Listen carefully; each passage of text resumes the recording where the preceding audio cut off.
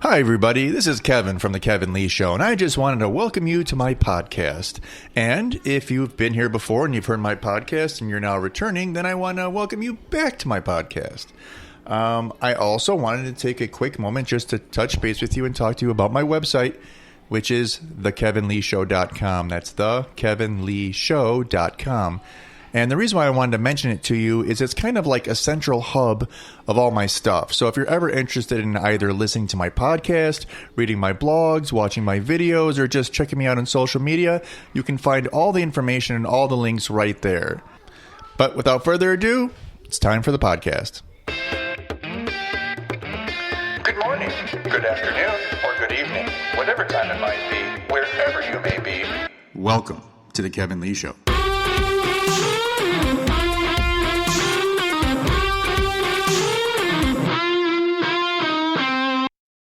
Alrighty, everybody. I just wanted to take a second here before I get going and apologize first off if my voice sounds a little scratchy or if I have to pause from time to time to take some water because where I live, it is springtime and my allergies are going a little haywire.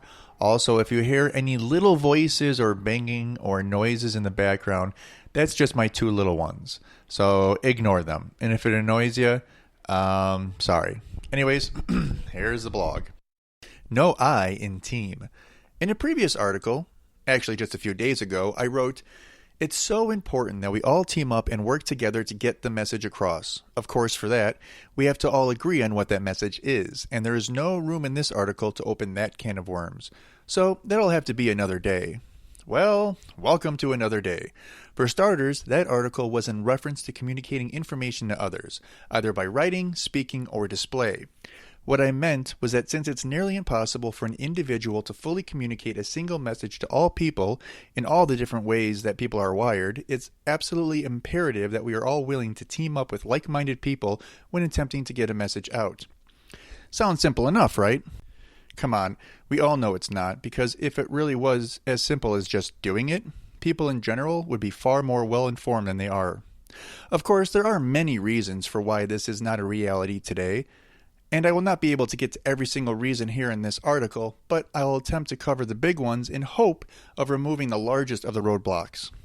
Now, here they are in somewhat of a particular order. Number 1, selfishness.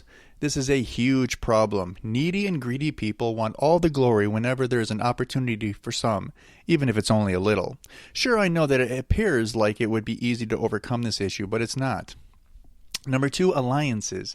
This is kind of a two-parter, at least. Alliances can be with ideologically like-minded people, but then those alliances can separate into subsections, dogmas, doctrines, and creeds. Number 3, opposition. Now, this isn't just the opposite of alliances, but rather there are people who don't necessarily like the people on their quote-unquote side, but moreover, they can't stand the people on the other side. When it comes to selfishness, I think that it's pretty much self-explanatory, so I won't spend much time here. Basically, everyone is selfish, to vastly varying degrees, but selfish nonetheless. Kids are typically the worst offenders, and as we mature, these urges are supposed to subside. Unfortunately, this hasn't been happening over the last few generations, and the result is what we have today. There's a reason why the latest adult generation is called the me generation. This can be fixed and must be fixed, but that's another article. Ultimately, we need to stop it. We need to mature and we need to move forward. With alliances, like I previously mentioned, they are not only divided by fundamental ideologies, and remember, you can't spell fundamental without mental, but subsequently break down further into other less like-minded groups.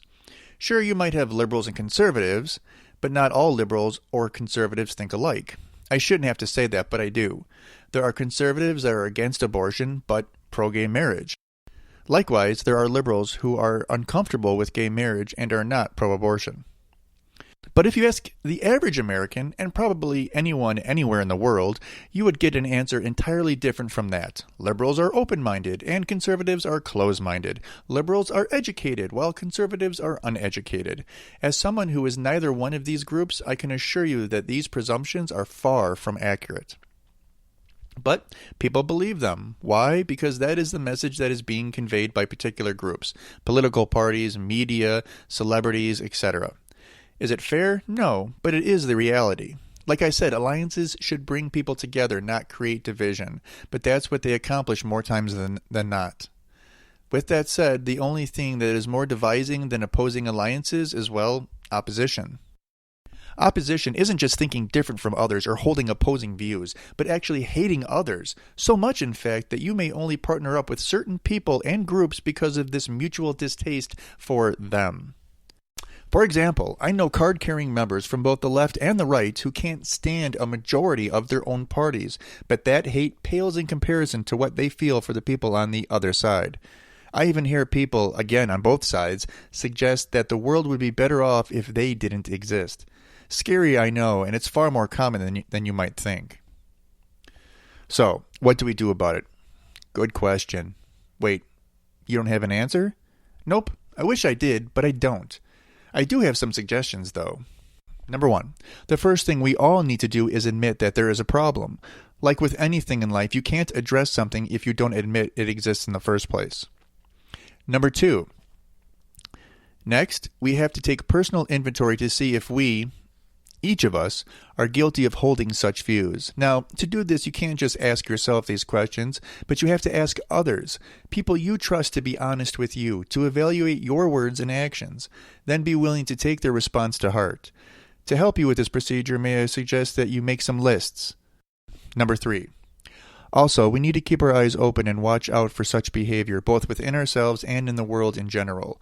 We need to be vigilant and honest, to not only ourselves, but to others, to everyone we come across. Well, there you have it. It's not an exhaustive list of either causation or solutions, but I think it's a pretty good starting point to opening up the floor for discussion. So, then go. Discuss. Thanks for taking the time to listen. Kevin.